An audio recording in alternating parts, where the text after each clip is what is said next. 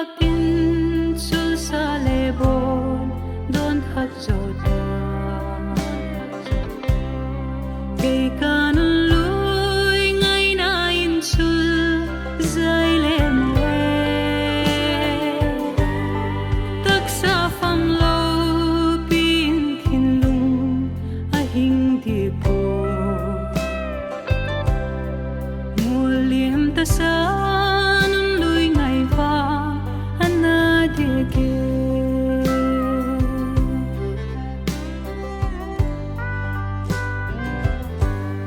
Lenna vangkhua ka hong zuan hi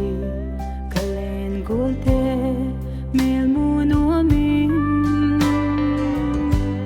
sabang tatna dain Heina tang dang soltha Khenkhat angkawite to laitual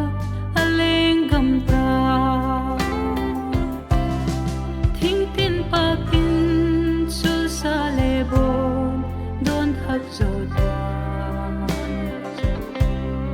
kay kanun lui ngai na in sul zai lemwe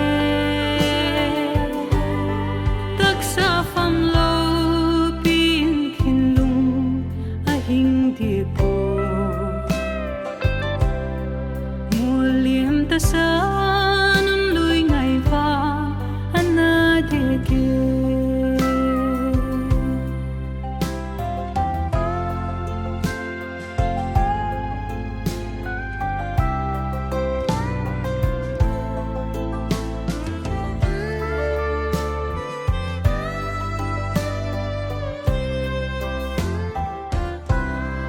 Heina mun chia tin dam hi